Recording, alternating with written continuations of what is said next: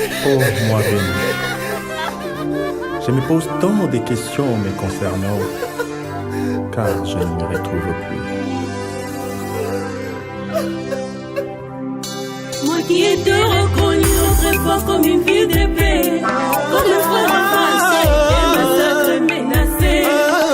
C'était pas un leurre, je les avais accueillis, à bras ouverts. Bonsoir, chers amis téléspectateurs. Aujourd'hui, nous allons vous approcher avec beaucoup de douleur, avec beaucoup de pleurs dans le cœur, avec beaucoup de lamentations. Je pense que vous allez voir, moi, votre humble serviteur, Ahmed J.B. Carré, habillé en noir, parce que nous sommes en deuil. Les Congos sont réellement en deuil, car c'est une affaire que personne ne peut oublier. Vous allez voir que je suis avec ma consoeur ici au plateau.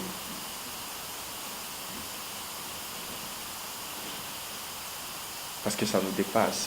Et nous nous demandons comment est-ce que nous allons commencer, comment est-ce que nous allons essayer un peu de procéder avec cette émission, cette étrange dont nous rendons hommage à Papa Étienne Tshisekedi, l'homme de la majorité, l'homme de la popularité. C'est lui qui nous a laissés. Comment est-ce que Tshisekedi nous a laissés? Qu'est-ce qui s'est passé? Qu'est-ce qu'il y a eu tout autour de son voyage? Alors qu'il était en voyage un certain lundi pour rien que les check-up, comme nous disons en anglais, bon, c'était seulement pour le contrôle. Il voyageait, il n'était pas du tout malade, mais il voyageait pour le contrôle parce que c'est un homme âgé.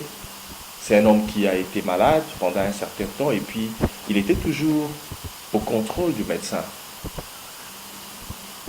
Il voyagera un certain jour et 2 jours après, M. Etienne Tshisekedi n'est plus.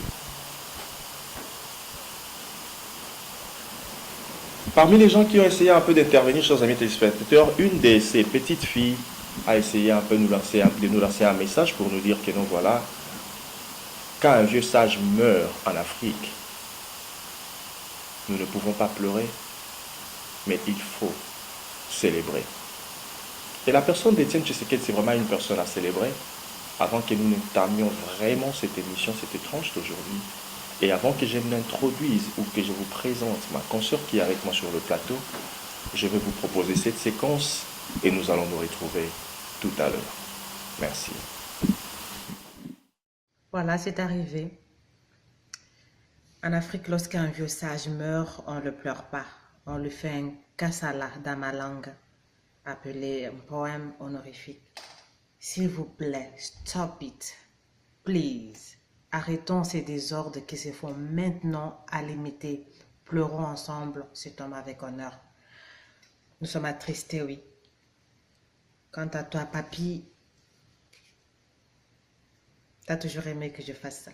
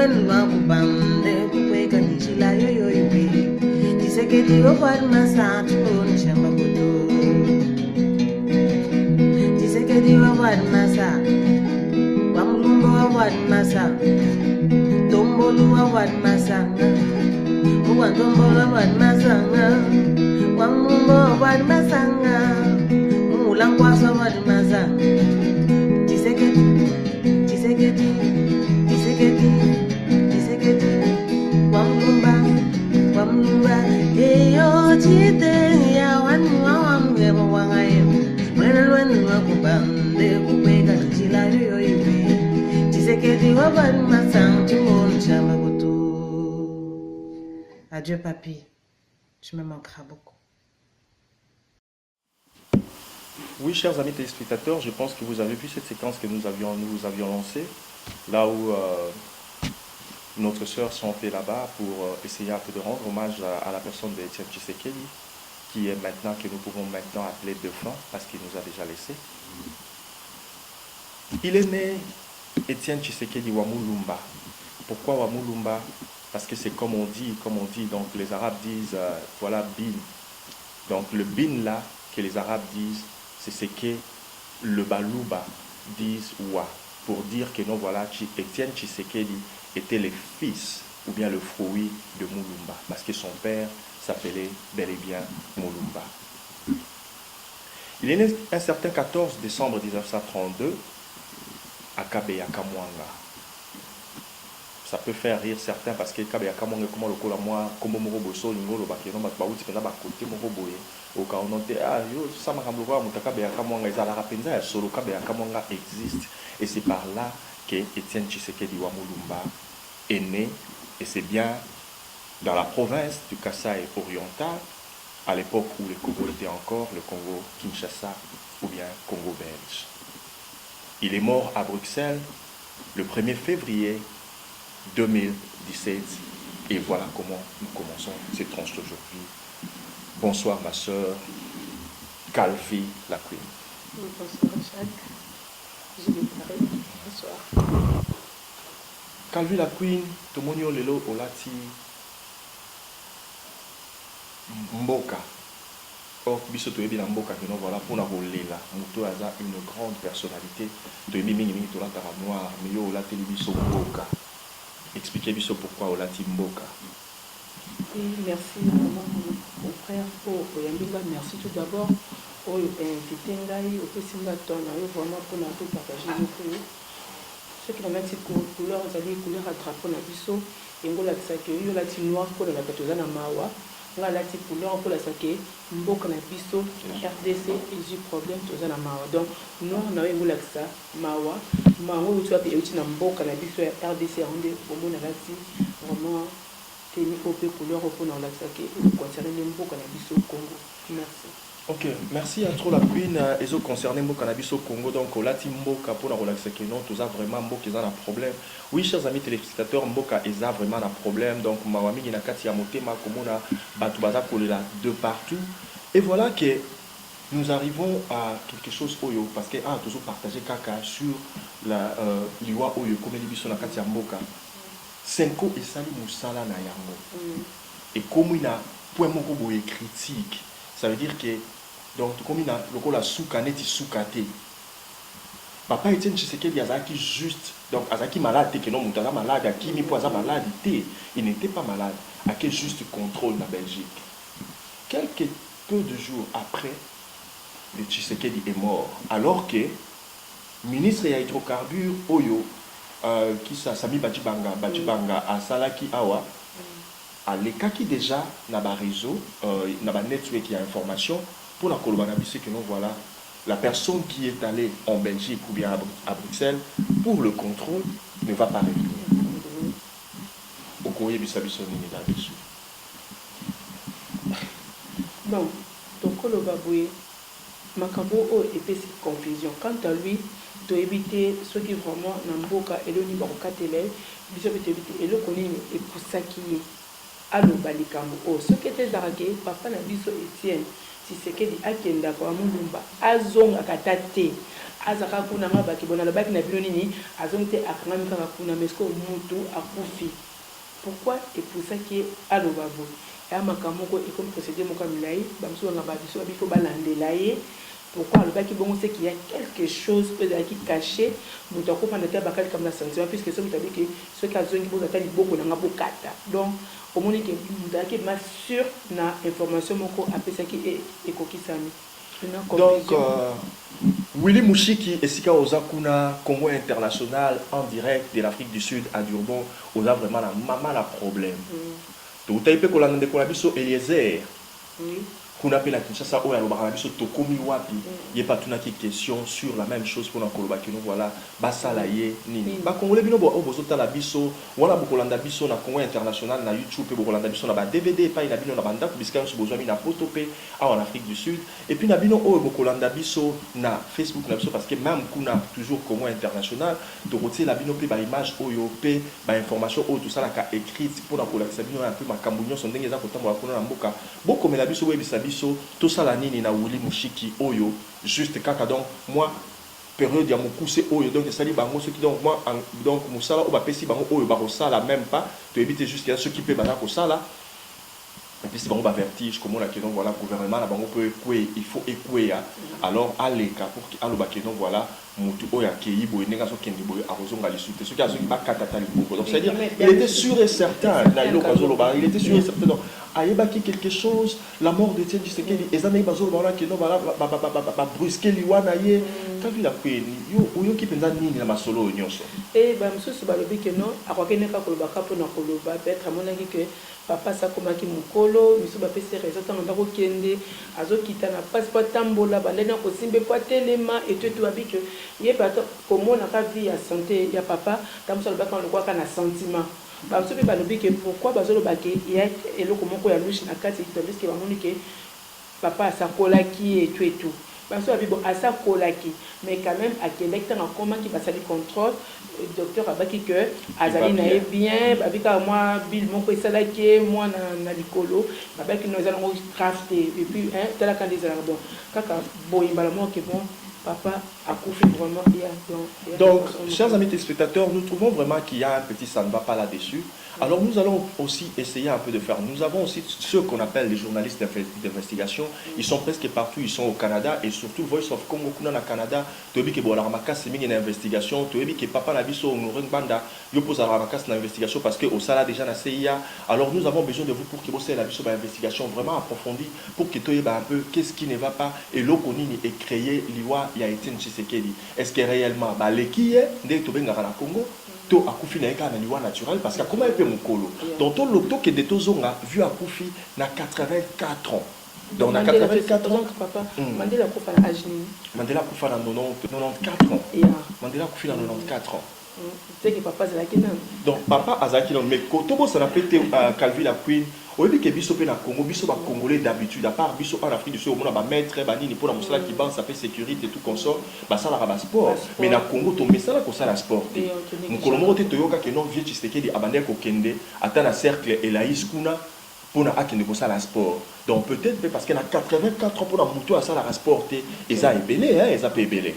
Mais papa me Mandela donc ça n'est pas sport que tu dis qu'il va bien qui veut boxer Mandela Zaki boxeur avait marqué na 44 na 94 ans plus tôt mais le vieux Chichi Azaki ko ça la ata sport donc quelque part de quoi peut on dire que non voilà dire qu'il y a on aime te bomi et toni donc voilà donc Ezaka na 4 ça va tantôt plus tôt Ezaka na 4 ça va tantôt plus tôt chers amis téléspectateurs voilà pourquoi Totikeli ba o ba ça la investigation va continuer dans ça là pour que tout soit vraiment à part autopsie o eko salema tout soit vraiment ba information moko boye très approfondi peu nécessaire pour informer na ba ninga oyo balinga kota la biso tala chers amis téléspectateurs vous donnez de votre temps bovanda pour tala la biso na ba écran na bino tout pose temps au foot à ceux qui ne sont pas bundles na yo afin qu'il y ait na YouTube ou la de la biso de tomber dans solo en tout cas nous vous respectons beaucoup chers amis téléspectateurs tout ça recoba toujours na émission na biso mais to landa un peu élément oyo za nini Nicolo Mukie avant Etienne Tshisekedi akufa le royaume de Belgique et reconnaître pe basengi bolimbisi na ba congolais pe bandimi ke bango nde mutu bazalaki derrière l'assassinat ya Emery Patrice Lumumba. Et juste quelques jours après, Etienne Tshisekedi akufi wapi na Belgique. Bakonzi ebele na mboka na biso ya masolo o bazali komundela mboka so otali pe liwa na bango ezaka toujours na Bruxelles. Pourquoi, chers amis téléspectateurs? Pour l'andana no élément o bomona que non voilà comment le royaume de Belgique est reconnaîtra qui peut singa bolimbisi na biso ba congolais pe babenga ki même bana ya Emery Patrice Lumumba dans la en réunion afin que baeba comment est-ce que va pouvoir aider Congo na makambo oyo nyonso ba nyonso oyo zolandela ezo kolanda biso sur le plan politique. Pourquoi wana balobi eza lokola lifuti na bango ya kondimaka pe ya koyebaka que no bango nde mutu bazaki derrière assassinat Emery Patrice Lumumba. Tout l'élément wana, chers amis téléspectateurs, de tous encore tout à l'heure. Merci. Bonsoir à tous. Le gouvernement fédéral a présenté ses excuses au peuple congolais. C'est l'une des conclusions de la commission parlementaire d'enquête sur l'assassinat de Patrice Lumumba. La Belgique a une responsabilité morale dans la mort du Premier ministre congolais. Philippe Lamère. À la lumière des critères appliqués aujourd'hui, certains membres du gouvernement d'alors et certains acteurs belges de l'époque portent une part irréfutable de responsabilité dans les événements qui ont conduit à la mort de Patrice Lumumba.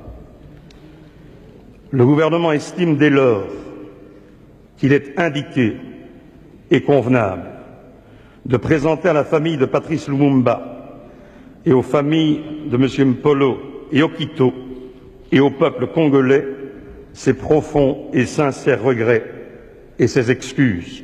Le moment est historique et solennel. La Belgique reconnaît sa responsabilité dans l'assassinat du Premier ministre congolais. L'intervention de Louis Michel clôture le débat parlementaire sur le rapport de la commission Lumumba. Des débats marqués par un consensus général, même si certains intervenants ont souligné qu'il aurait fallu insister un peu plus sur les victimes belges des événements du Congo. Ce matin, la famille Lumumba a été reçue par le gouvernement. Le Premier ministre a présenté les regrets de la Belgique ainsi que la décision de créer un fonds Patrice Lumumba pour le développement de la démocratie au Congo. Ça n'est pas du tout paternaliste, parce que si c'était paternaliste, ça se passerait d'une autre manière. Non, justement, c'est le contraire. Nous respectons assez les Congolais que pour simplement leur dire que nous voulons nous rendre utiles, que c'est à eux de nous dire comment ils veulent que l'on travaille ou qu'on les aide. Ce n'est pas nous qui leur disons ce qu'il faut faire. Et en début de soirée, après le discours de Louis Michel, la famille Lumumba a tenu une conférence de presse où elle a marqué tout en nuances sa satisfaction. On peut tourner la page, mais vous n'allez pas nous demander qu'on oublie qu'est-ce qui s'est passé. Nous avons aussi le droit de mémoire. Et je crois, le fait qu'il y a cette possibilité, à travers la fondation de Patrice Lumumba, de faire tout un effort nécessaire pour le rétablissement de la démocratie au Congo, je crois que c'est une chose extrêmement positive. Ainsi, 40 ans après la mort du leader congolais, c'est donc un chapitre douloureux de l'histoire de la Belgique et de son ancienne colonie qui se termine. Oui, merci, vraiment merci, ma Régine, image bâtie pour penser plutôt dans cette vieille de financier. Vraiment, quand tout le monde est un commentaire pour ça, mais quand les tobanes à plateau, aujourd'hui appel au Yabandeko, Bengi Bisso, Balobi que tout le monde qui fait mon renseignement. Babi que ok ndeko na biso Willy Mushiki alibaki que ceux qui présent biso Etienne qui azongi bakata duka biki ye andako mononka lokola mama seki aneneka kosakana neka kezalaka mais à comprendre te makambo ngo pe ekomi je ne sais pas bon affaire qui ngo lokola blague makambo est arrivé quand nous na banda te ba ko juger makambo te ba ko tala ngo nanu pour ça que c'est qu'il comment peut komi suko habité et comment et kosuka mais toze bate matanga papa na biso Etienne Tshisekedi du coup azali mutu ya mokili mobimba kwa pesika na Belgique royaume pe basenga ki ke babi ke ba pesa bango ba exposer corps ya papa na titi pendant 3 jours pe kuna des national pe esale makuna bon to éviter moi ko bena les ali vraiment papa na biso à mettre à la lumière placée pour tout mais quand débattre les camona corps ba exposant kuna abe baza ko senga kuna pe na mboka il faut kende kuto ebite to sande ni vraiment to meka ko kanisa kambo. Oui, chers amis téléspectateurs, kuna à Bruxelles basi ba exposa qui déjà corps il y a Étienne Tshisekedi et puis mais information du sud aussi cause que non corps nae et cause la sous exposé à partir il y a dimanche il y a Lelo donc corps nae ils a déjà exposé na palais du Heysel tout palais de Heysel tout kuna na Bruxelles et sikani babandi déjà ko exposé corps il y a Mama Tshisekedi na sur chers amis téléspectateurs Régine ndenge toujours sur la boye baza ko balancer bino ba image on a bomona un peu juste ba photo il y a deuil d'abord tout ça à Bruxelles awa et puis bozo mona même Mama Bobila Dawapé aza a se retrouver na deuil wana kuna et puis ba conserver déjà Moïse Katumbi déjà mona ni kuna na ba kondi mususu mais bota juste image oyo donc ba photo ndenge ezali ko balancer wana bo mona wana ndenge banana ye banana ye donc ba petit fils ba petite fille et tout consort ndenge ba na deuil ba donc pour na bango eza vraiment insupportable ko perdre papa ko perdre koko na bango oyo azalaki une grande personnalité na kati ya mboka na biso Congo. Oui, chers amis téléspectateurs, wana to suki wana tena sur wana bozota la ba image wana et puis awa biso toza toujours ko partager pour na ko kabola mawana bino parce que mawa oyo ekomeli famille à Tshisekedi pamba teza pas seulement la famille biologique naie pas seulement la famille politique naie mais eza likambo oyo ekweleli Congo mobimba ndenge mama la Queenie alobaki que ya lati mboka pourquoi parce que mboka nde mutu ezu problème. Alors Mama Queenie, dites-nous un peu ba kokunda nini wa parce que ba nungu pesa mingi autour ya esika nini ba kundela biso président ya RASOP, président ya UDPS, président ya comité des sages, tout ça là donc ba kokunda pa vie pena wapi ndenge yozo monela ba kundela biso ye wapi. Qu'est-ce que papa n'a pas eu que ça se passe on a plus que on a pe esika botama pende esika bandela esika bakunda motolu nae baza ko déclarer corps qui pa ki ba enterrer yango kuna to moni pe wa pesika to lo baki vraiment président na biso Joseph azali ko wela pe moi corps pour ni pas le dit angata la que ba honori wana bali monument abakaten zalaki nango et c'est na pe que ezala point faut ba exposer corps et kunda ma vraiment na mboka te na capitale wa pesaki corps ya papa na biso titi et ça la masque toza koyeba te quant à nous toza baté corps et kunda meska motolu na ekunda maki pe ba kunda ekuna corps il peut kunda na capitale toyebi te vraiment yango to mona vraiment nungu to ko confirmer le côté na soira to koyeba et quand ta kamundinga ni quant à papa titi toyebi te est-ce que akomaka moi mkaneza ki ke mkona kokufa il faut que bozongi sanga est-ce que motolu na ekunda maki toyebi te. Quand ta famille a Tshisekedi likambo, est-ce que la famille a Tshisekedi lié Tshisekedi faut pas décider ce qu'on est barokundae, to éviter vraiment de partager likambo et pour na battre l'éclaircissement. Oui, chers amis téléspectateurs, je pense que les Cambo n'est pas dans le catamité, mais dès qu'on a toujours que nous voilà tout le monde qui l'on a biso et donc collègues, confrères Nabiso Eliezer, voilà tout là dans ma séquence monté en déco Eliezer, bon on a déjà zoro bakino voilà, batika qui testament na politique, il y a un testament politique, mais tu éviter est-ce que testament peut y avoir normal il y a mutu. Oh ndenge za kino mutu akufi fo atika pour que batu balanda ka makambo ndenge mo balobaki na 84 ans eza vraiment suffisant pour que mutu aye ba déjà ko préparer que voilà ba kokundanga wapi na kokufa soki na kufi basala ndenge nini ba o yanga pe bomengo ba pesa nani na politique pe basala ndenge nini parce que UDPS ezali parti moko ezala vraiment bien structuré donc côté UDPS to robangela te pour te ba que non voilà et que ça ndenge nini nani akoma président UDPS tout ça parce que UDPS c'est un parti vraiment très structuré et là nous avons confiance. Mais Mama Queenie, à part un peu Kolanda, chers amis téléspectateurs, Bolandana nous, les qu'on a vu sur les éléments, éléments on a aujourd'hui qui n'ont voilà Tikakini testament politique et puis après tous os ongali susu potokoba car on a solo. Ngana lobi eza surprise te parce que tozana Kinshasa bande konangai il y a quelques responsables ya gouvernement o balekaki na ba média koloba ke Tshisekedi nenga ke wana kozonga te. Bayebi parce que na sima ya ko débaucher médecin ya Tshisekedi. Bandi ko sala campagne sur la santé de Tshisekedi. Bien que biso na misu. Sans koyeba. Tomona ki Tshisekedi atamboli a matia avion vandi azolia. Nzokande ba o bazalaki ko affirmer ka kozonga te ba yeba ki eloko nini ekokaki ko sala. Oui, chers amis téléspectateurs, merci Naelema Bouti Kotala tout à l'heure. Donc, voilà, Bomoni un peu nimi, donné ma kambu, les accords kawana. Mais maintenant, Maman Kuni, il s'agit un peu. Président, Azam Kotipe Amboka jusque-là. Bien qu'il demande qu'on va dire, voilà, le 19 décembre, Suki Wana, Bani, tout ça là. Mais Bamomoko, y compris les deux fins, Bandima qui va passer une année à continuer à la Kitiwana jusqu'à ce que l'élection puisse être les Maya Solo, des Moutoumousou, a encore remplacé. Mais pourquoi est-ce qu'ils ont tardé ma casse? Est-ce que ça pour Belgique parce qu'ils n'ont pas exposé d'abord corps pour décréter deuil national il y a 3 jours? Donc les années pour que le président a un peu collinga. Corée ou mais la capo et qui t'a ramboka. Oui, bien que comme on n'a pas non comme ça n'est exemple oyo kaka moko banosaka liwa ya papa na biso chichi nakasa boto ki banongo nungu eza nungu te mais ya lipa makabisala mindenge wa pesika omoni na liboso déjà ya na limité kuna ndiki basali makambo bazolela e mobulu balingata mudate ma liboso na te ya ki vraiment passe mingi donc ce qui n'est le corps mais est-ce que bazolinga e ou mais la po amoni ke moko ba exposer corps wana awa lokola ke moi mobulu ko salima lokola mobulu ko salima to éviter banane au vraiment bakoya puisque ata le bayi na corps à papa titi bandi a tout ça vraiment sur na journée wana te donc bat ko kende kaza ka bato papa baza bato extrait abika to kende we ko yaka ka eye autre kuta no karado et ko cela fait que et comme qu'on a ba exposition plus vite allez mobulu salami bat bazoki to le compréhension comme kuna puisque dans le corps ko tes alités yo moto zo yo kadira kende bazolo bake kuna ba mélanger bato ba saki ba ke pour voir quand même bagage les spectateurs bakenda qui déjà donc tous un élément européen donc c'est la ville encore rapidement là où il y avait notre sœur donc sur l'andeli ben donc azali mon ami qui avait tellement tour côté wana tomba qui vient kofi ba na siège il y a eu des pèses et tomba na siège il y a eu des pèses bota la makambeleka qui ndé tous gens encore tout à l'heure.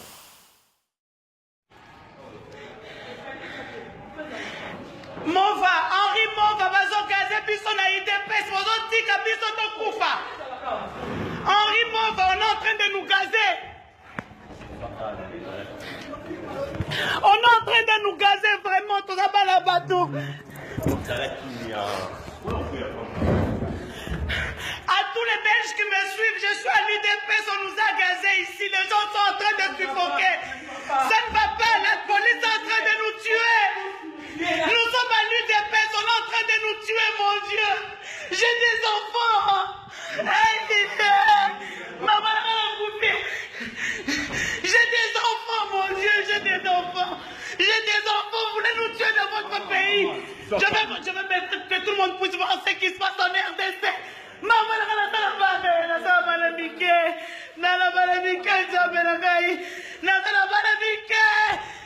oui, Bandekoba Bolingo, bino nyoso o bozotala biso partout na Congo international, pe na tranche na biso o tozalango donc hommage na papa na biso Etienne Tshisekedi wa Mulumba.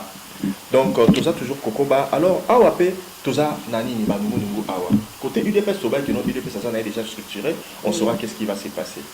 Mais to moni pe awa biso awa nani to moni que non président oyo ya ni parti oyo peuple au service de la nation PSN oyo ezali dirigé par le président Rudy Mandio.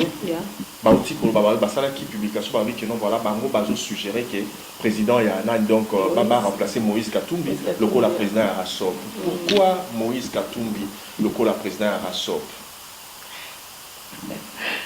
Papa, ma cambo quand on va passer tout entre parenthèses, est-ce que ndenge vraiment ndekonabiso ba juger que batia Moïse yende azala a remplacer papa na Titi et ali point de vue ya batunyo surtout nde balingi to zali bango de apesa no ki proposition na bango et que le ndenge zala to koloba que to mona ke na sima président biso Moïse ok peuple pe balingi makasi o peuple bazali na ke lobby pe ba ochami so ke lobby ate ma pe na bo kontipo na ba ko diriger peuple likambo ko matata to comment il y a un niveau moko oyo ya titia kufi et le col papa ali passe o va comprendre et ali passe toze baté mutunini akolobela biso na niveau bango basi ba komaki o baté ya titia pour na ko contrôler ok peuple quand même va maîtriser peuple puisque comment na maman ko zaki mabe ok qui pakit kabla dégage mais quand même tant ba que papa titia kota ki na kati ya kambongo ba vanzi au moment bassigner ba corps au moment qu'ils avaient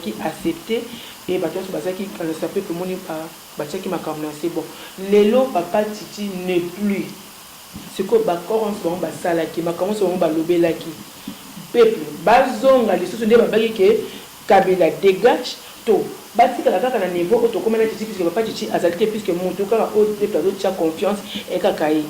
Et ce qui est le lot ba juger que babike papa Moïse Katumbi que batia na place wana là et ali ko dépendre na ka na bâtiment côté ali idée mécanisme ko bien basui wana se peut pas tout na ko point de vue à bâtiment surtout ceux qui va accorder en tout cas tous à la sima pona to ba ko soutenir ma kanse za malama et ali passe na niveau to on était papa Ahmed yozo mona ke na niveau to komaki batia qui déjà ma kanse ba ki to ko marcher ce qu'on dégagé avec notre président Kabila Oyo papa Tshisekedi d'alité qu'est-ce que nous allons faire pour que tout qui va marcher malin. Chers amis téléspectateurs, on a sûr que vos Polandabi sont encore beaucoup plus nombreux devant vos petits écrans. Le problème est Zawana et Zake, donc ils ont un peu moi pas si mini parce que Etienne Tshisekedi wa Mulumba Azaki vraiment l'homme de la popularité. Donc ce beau taliba élément a union son nation de Bozo Monawana donc le grand réalisateur n'a pas Azako balancer ba image na écran na Mukie wana na kati ya grand écran il y a grand écran oh bon on a un peu que non Azaki vraiment mutu il y a majorité.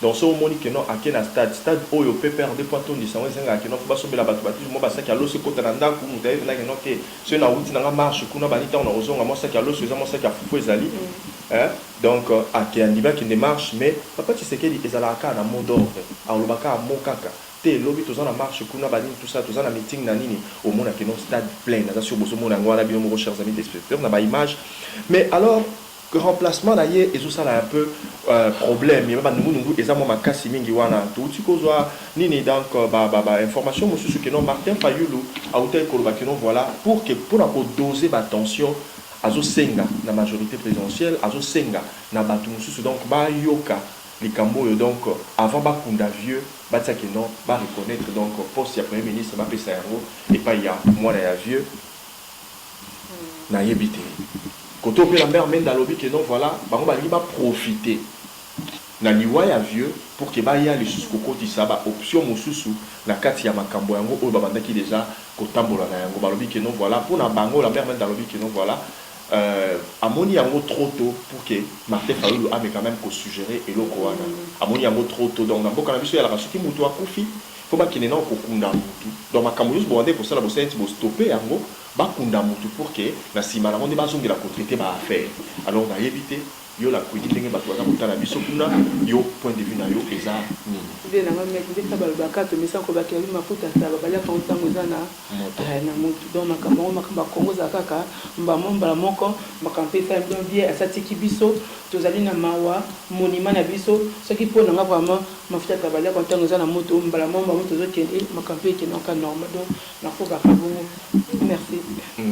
Oui, chers amis téléspectateurs, ma mafuta tababalia quand on a moto mais total est-ce qu'on a moto ya mafuta taba oh biso tozolia kuna na Congo total un peu soki batu oyo baza kuna soki président de la République à Kondima que non nomination la premier ministre bapesa yango et pas ya Félix Tshisekedi mais to comme vraiment presque na suka ya mission na biso chers amis téléspectateurs oh ils a juste avant goût il y a exclusivité il y a liwa il y a vieux Etienne Tshisekedi mais jusque là botala un peu chers amis téléspectateurs oyo mutu ndenge nini akufi batu ba ina siège na vie botala batu ndenge baza kolela botala batu ndenge baza donc aux gens comme tout là est-ce que où les famille na ye où les bana na ye tout ça tout le monde pleure. Suivez cette image chers amis téléspectateurs et nous allons revenir afin de clore cette tranche d'aujourd'hui. Merci. C'est parti. Qu'est-ce que le Congolais a fait? Tout c'est lui. On l'a fait pour que le puisse mériter tout ce que nous méritons aujourd'hui. Ah, Congo. Etienne qui va dans la manie. Bon, le peuple congolais. Bon, le peuple congolais. Papa, bana.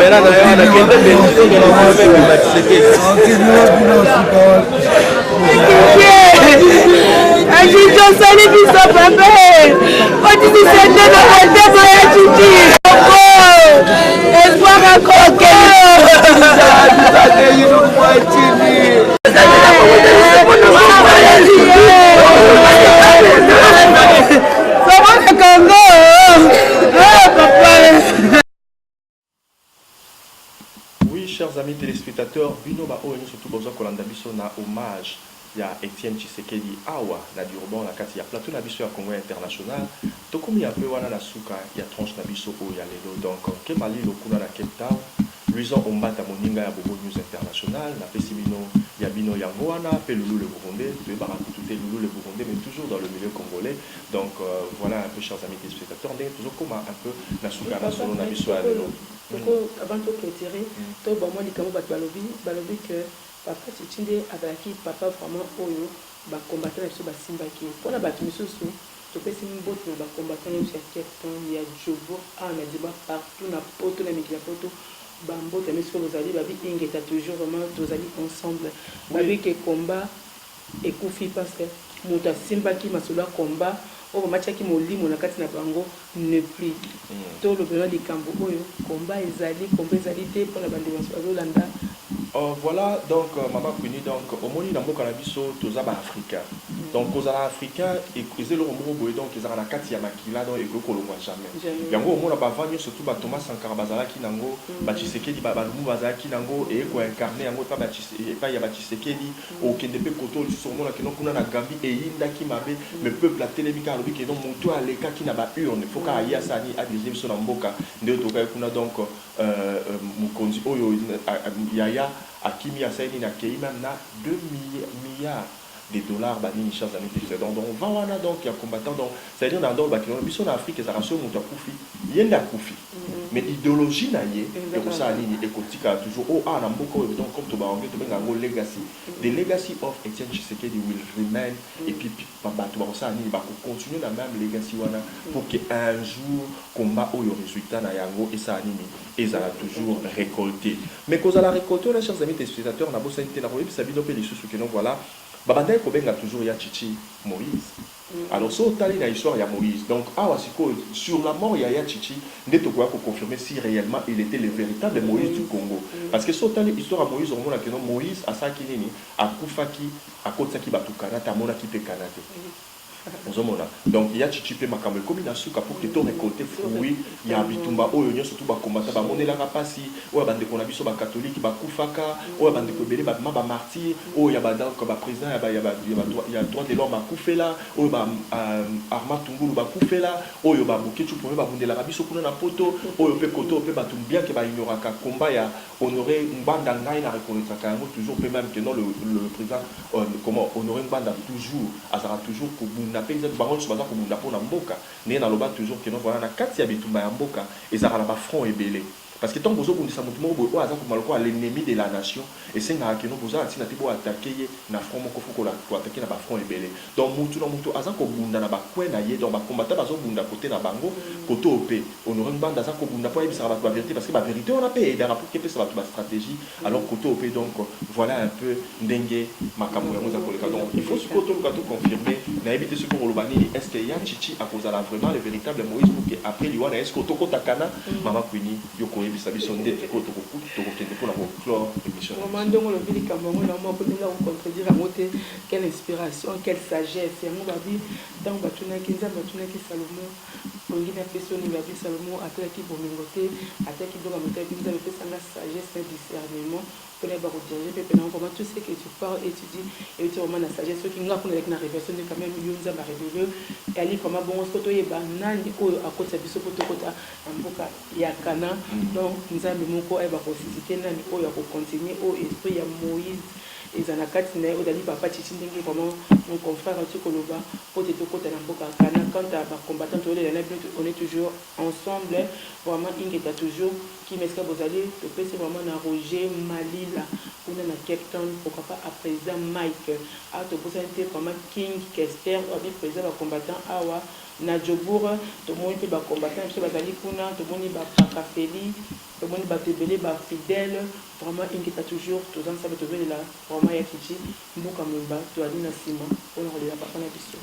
Oui, chers amis téléspectateurs, nous sommes surtout aux alliés Kolela, Chichi, l'autocofoto, Kuna Nadjobour, Kuna Nadjobour, Topé Siopé, Mbote, puis condoléances, tout ça vraiment qu'on envoyait beaucoup plus la famille biologique qui a tient Tshisekedi, puis tout ça qu'on envoyait en gros Narasop, tout ça qu'on envoyait en gros na comité, Mayabassage, il y a 5 ans, tout ça continue de la vie, nos condoléances et surtout à la famille aussi politique très proche à Etienne Tshisekedi Oyo Ezali UDPS. Oui, chers amis téléspectateurs, nous talandenge tout ce qui ici émission Abiso Oya Lelo donc alors que biso tout ce qui a na plateau ngana lobi na bino bye mais na réalisation kuna na régie toza na JR Omari Oyo aza ko faire balancer bino nzembo Oyo parce que ya chicha zaki muto azaki ko de la mboka alors bolanda nzembo Oyo ngai Ahmed Carré et longo na ba musicien na biso ya art ya urbain to mi pesa ki motema corps et am pona to yembela pona mboka situation ya beni o ezaki ko englober situation nyo surtout ya Congo alors que ba image ya deuil ya vieux jusque là et ça ko continuer koleka. Voilà pour comment j'ai dit un bye bye à vous avec Mama Queenie. Bye bye.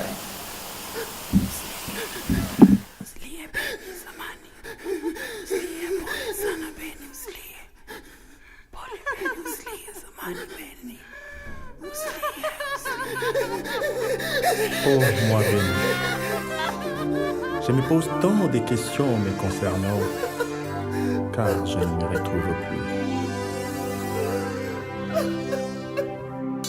Moi qui ai te reconnu autrefois comme une fille d'épée, comme un frère en face, et massacré, menacé. C'est pas un leurre, je les avais accueillis. À bras ouverts, je les avais placés à mes côtés.